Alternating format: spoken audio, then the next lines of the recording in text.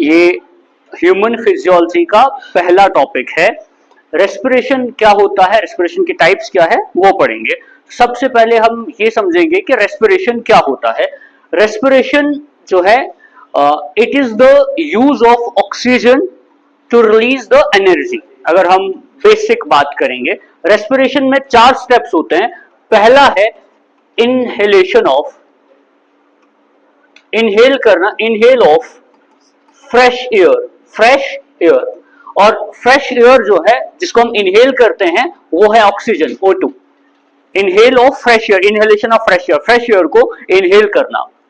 Second जो इसका point है वो ये है कि ऑक्सीडेशन ऑफ, सेकंड पॉइंट है ऑक्सीडेशन ऑफ फूड।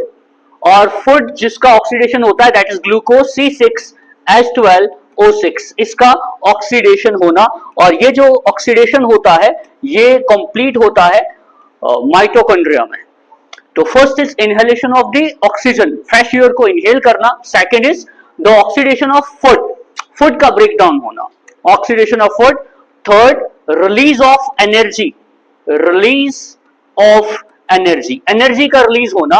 और ये स्टेप वाइज मैनर में होता है रिलीज ऑफ एनर्जी। और एनर्जी जो रिलीज होती है वो होता है एटीपी, एडिनोसिन ट्राइफॉस्फेट। और जो फोर्थ पॉइंट है वो है एक्सेल ऑफ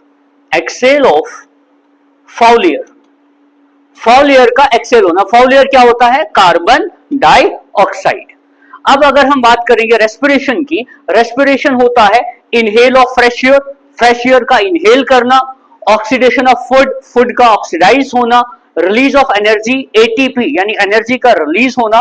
और fourth exhale of foul air, carbon dioxide को एक्सेल करना। ये 4 स्टेप्स हैं जिसमें रेस्पिरेशन कंप्लीट होता है।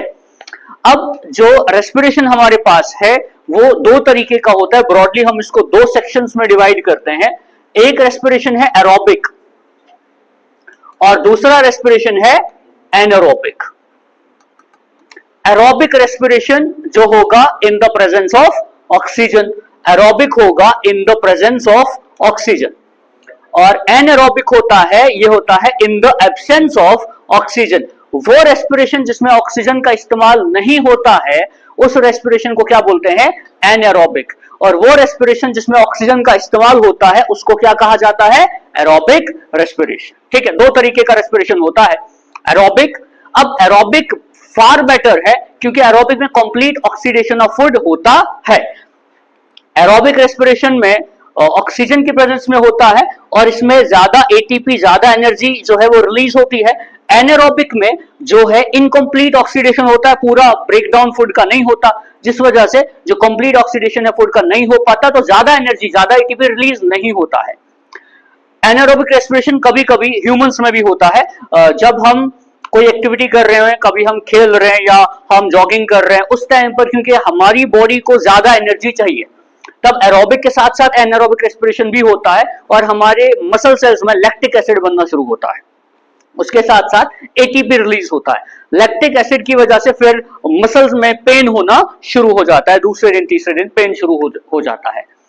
अब रेस्पिरेशन जो है वो डायरेक्ट भी हो सकता है और इनडायरेक्ट भी हो सकता है। अब डायरेक्ट और इनडायरेक्ट रेस्पिरेशन कैसे होता है उसको हम समझते हैं। डायरेक्ट रेस्पिरेशन क्या होता है, डायरेक्ट और इनडायरेक्ट रेस्पिरेशन किसको कहते हैं? ये जो हमारे पास, अगर हम बात करते हैं एरोबिक रेस्पिरेशन की, तो एरोबिक रेस्पिरेशन फर्दर 2 तरीके का होता है। एक होता है डायरेक्ट रेस्पिरेशन, एक होता है इनडायरेक्ट रेस्पिरेशन। अब डायरेक्ट रेस्पिरेशन और इनडायरेक्ट रेस्पिरेशन हम किसको कहते हैं, ये क्या प्रोसेस होता है, इसको समझना है। अगर हम बात करते हैं डायरेक्ट रेस्पिरेशन की, डायरेक्ट रेस्पिरेशन ज्यादातर ये होता है यूनिसेलुलर ऑर्गेनिजम्स में, यूनिसेलुलर ऑर्गेनिजम्स में, या कुछ मल्टीसेलुलर ऑर्गेनिजम्स जो बहुत ही सिंपल होते हैं, या कुछ मल्टीसेलुलर ऑर्गेनिजम्स जो मल्टीसेलुलर ऑर्गेनिज्म की बॉडी बहुत ही ज्यादा सिंपल होती है। मिसाल के तौर पर पॉलीफेरा, साइकॉन, स्पॉन्जिला, हाइड्रा, उन सब में जो सिंपलेस्ट हमारे पास ऑर्गेनिजम्स होते हैं, लोवेस्ट इनवर्टिब्रेट्स, उनमें होता है डायरेक्ट रेस्पिरेशन। अब डायरेक्ट रेस्पिरेशन क्या है? मिसाल के तौर पर